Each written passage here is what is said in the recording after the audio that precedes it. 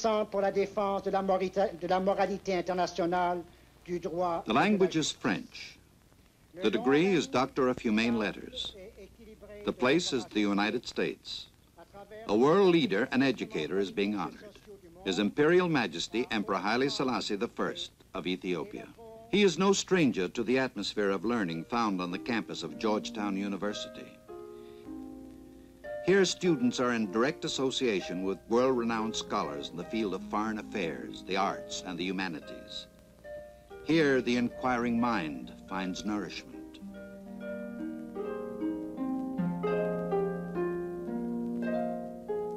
During the 8-day visit of Haile Selassie to the United States, he will participate in many ceremonies that demonstrate the respect of a friendly nation.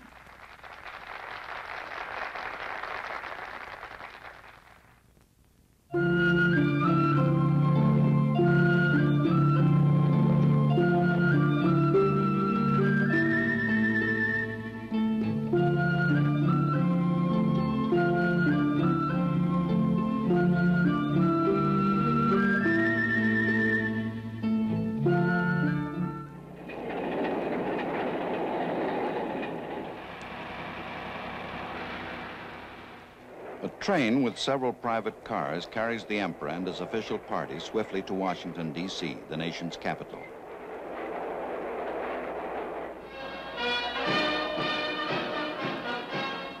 This will be the first meeting for President John F. Kennedy and Mrs. Kennedy with the man who played a leading role in the creation of African unity.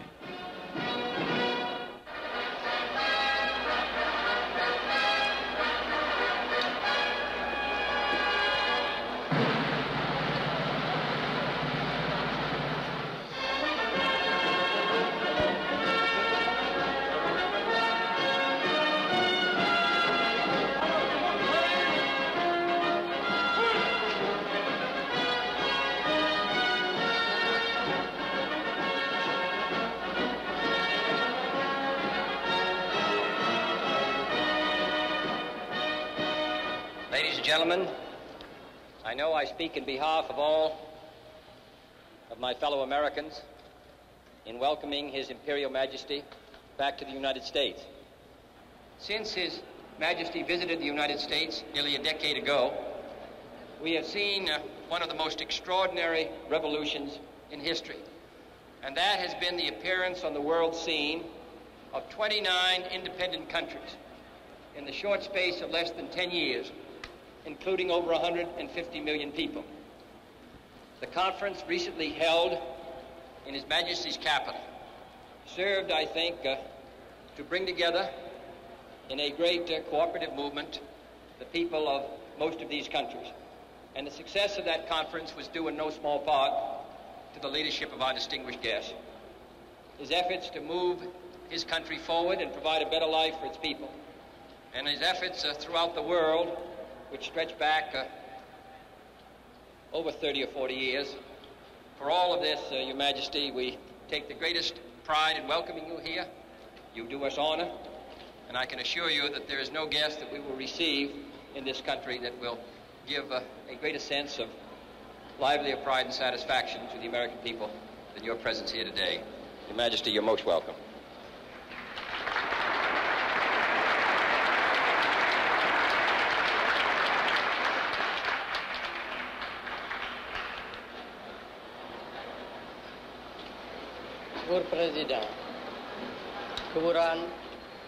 Mr. President, Mrs. Kennedy, Your Excellencies, ladies and gentlemen, I am deeply touched by the generous words of welcome which you have addressed to me, Mr. President, and by the warmth with which the American people have greeted me during the few short hours I have been in the United States. In the decade which has elapsed since my first voyage to America, the face of the globe has been vastly altered. Africa and Asia have been transformed into continents whose people are almost entirely removed from the subjugated status which was the lot of so many of them but a few short years ago. As free men, we Africans are now seeking the unity and the oneness which will enable us to put our freedom to the best use. The service of the peoples of our continent, the defense of right and justice, the protection of the peace. የህዝባችን ኑሮ ደረጃ ተሻሽሎ ድህነትና ድንቁርና ከዓለም እንዲወገድ ቁርጥ ሐሳብ አድርገናል።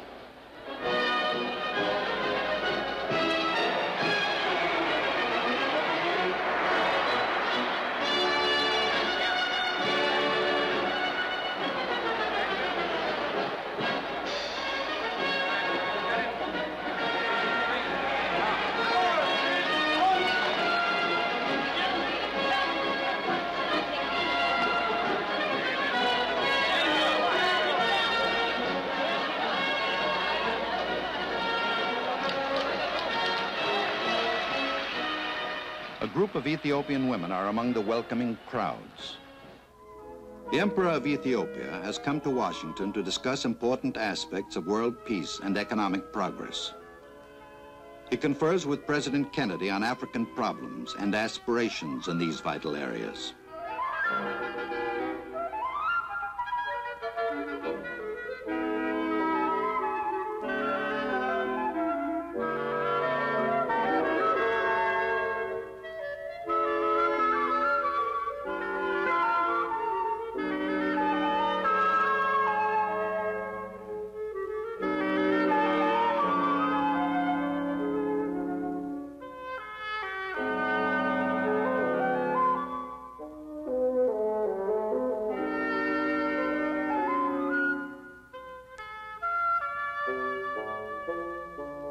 The memorial to Abraham Lincoln.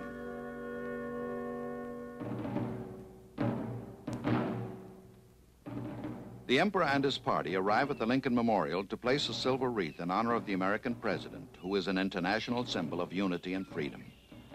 President Kennedy's Secretary of Interior, Stuart Udall, accompanies the Emperor. Included in the Emperor's party are Ras Imru Haile Selassie, Ambassador Dinky, Ethiopian ambassador to the United States, and Ambassador Corey, United States ambassador to Ethiopia.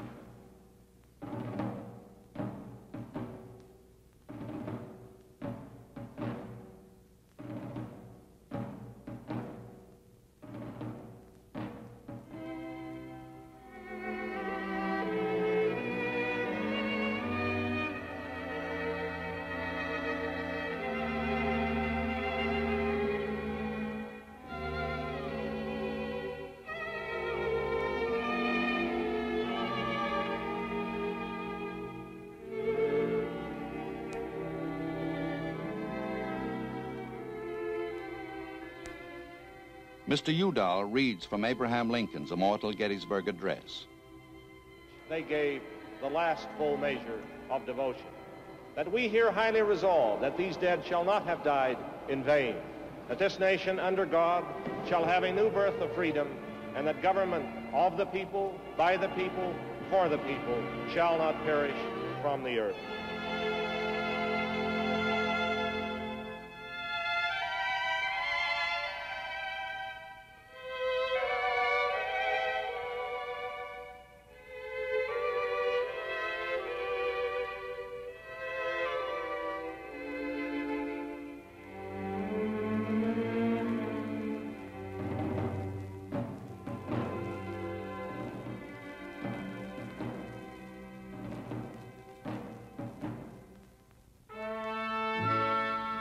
At the National Legislature, the Vice President of the United States, Lyndon B. Johnson, and leaders of the Senate and House of Representatives hold discussions with the Emperor. This is where the men and women elected by the American people make the laws which govern them and determine American policies and world affairs.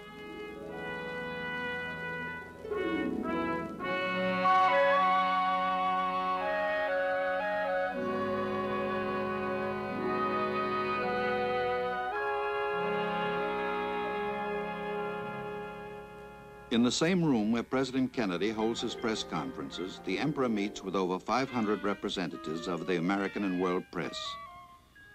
He describes the purpose of his visit: to renew his acquaintance with our nation and to ensure that the ties of friendship which have linked the two countries over the years will be maintained and strengthened.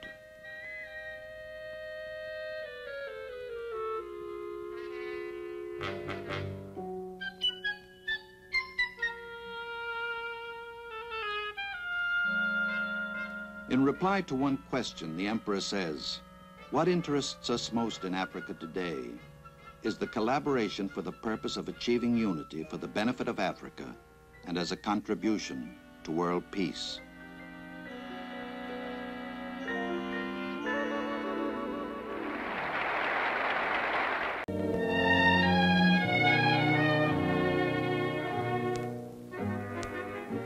Departing Washington, the Secretary of State, Dean Rusk, and Mrs. Rusk accompany the royal party to a heliport at the Naval Observatory near downtown Washington.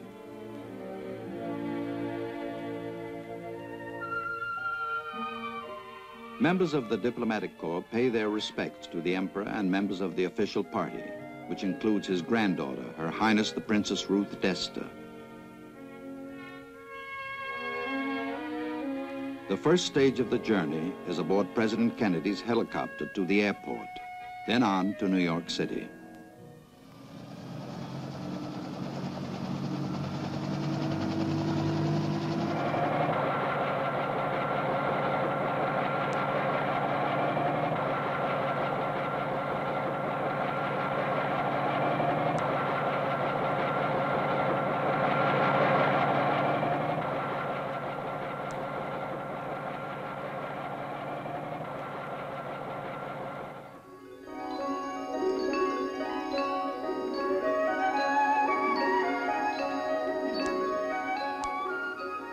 New York, America's largest city.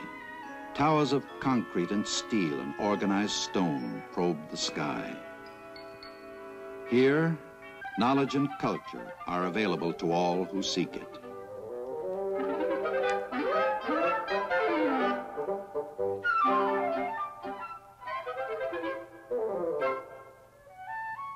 In libraries, in art museums,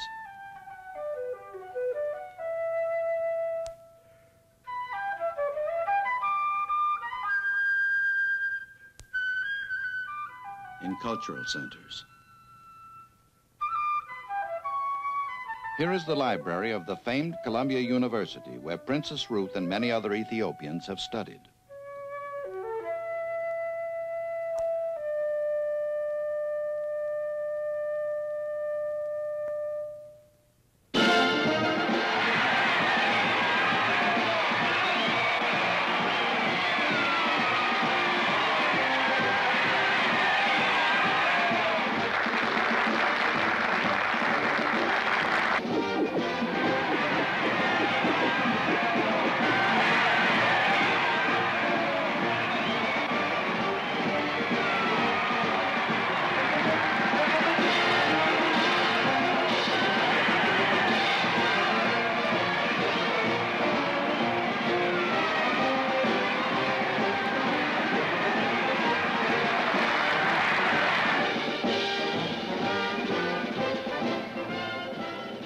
The mayor of the city of New York, Robert F. Wagner, and Mrs. Wagner greet the Lion of Judah on the steps of the City Hall.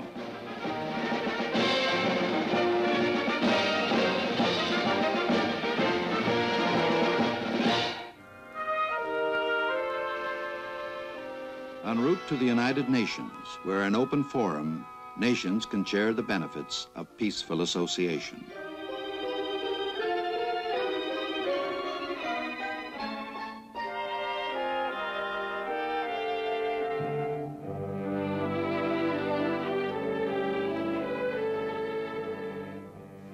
Secretary General U Thant greets the emperor and is presented with the Charter of African Unity drafted at the Addis Ababa Conference and ratified by the African states.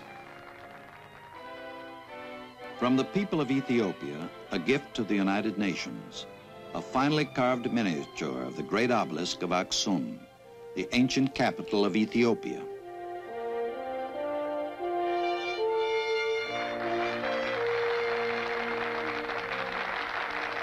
The emperor addresses a special meeting of the General Assembly.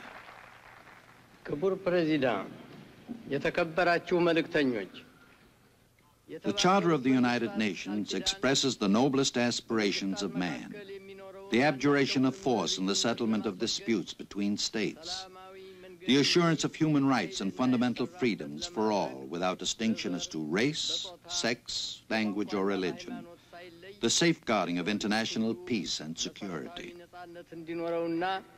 ሰብአዊ መብቱ እንዲጠበቅለት ለማረጋገጥ የዓለም ሰላምና ጸጥታ እንዲጠበቅ ለማድረግ የሚያስችሉትን የሰው ልጅ የሚመኛቸውን ከፍተኛ ዓላማዎች የያዘ ነው።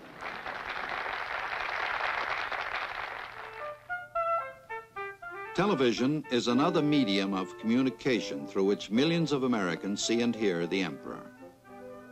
On a program devoted to current events, the sight and sound of free discussion is transmitted to the television audience.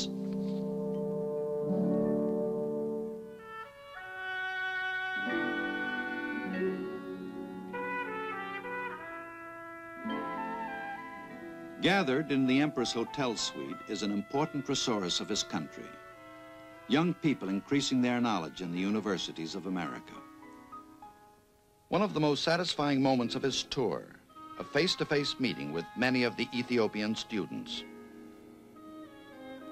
In gratitude, they present him with a silver service.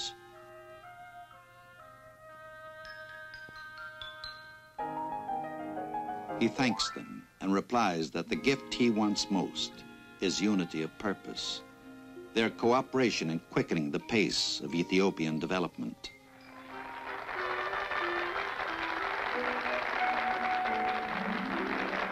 All are working toward this goal.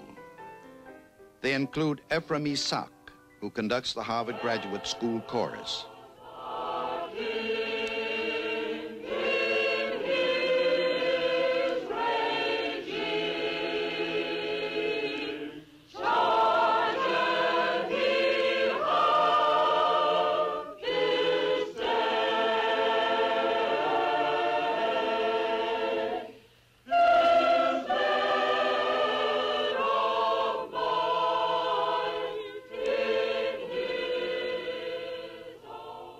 His mission?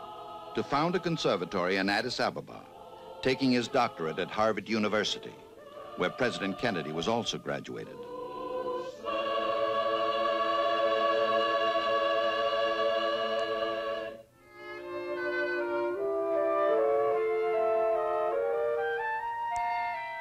At Cornell University, Miss Abba Walder-Rufael, a graduate nurse from Ethiopia, takes her degree in medical education so that she may go back to her country and instruct others how to teach this science.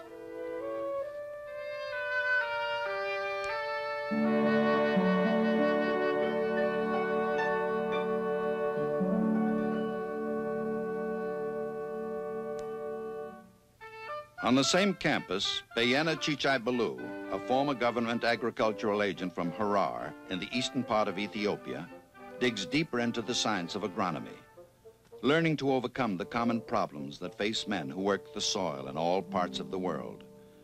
His specialty is animal husbandry. Laboratory and field experiments relate to the types of problems he will find in helping to attain greater yields from Ethiopian fields and livestock.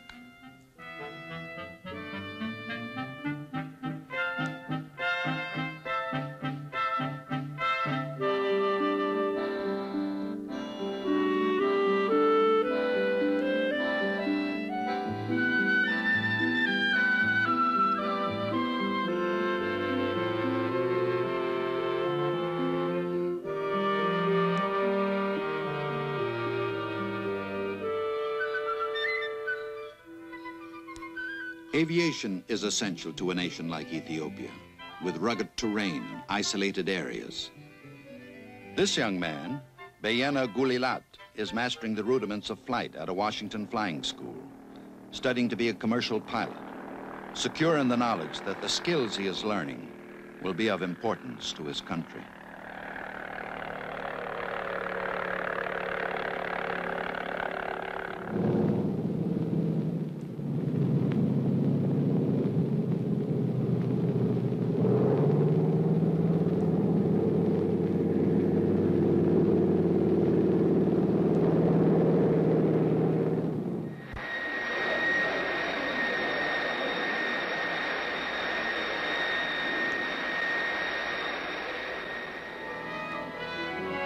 The knowledge and skills of America have been made available to these students through the dedication and foresight of their Emperor, Haile Selassie.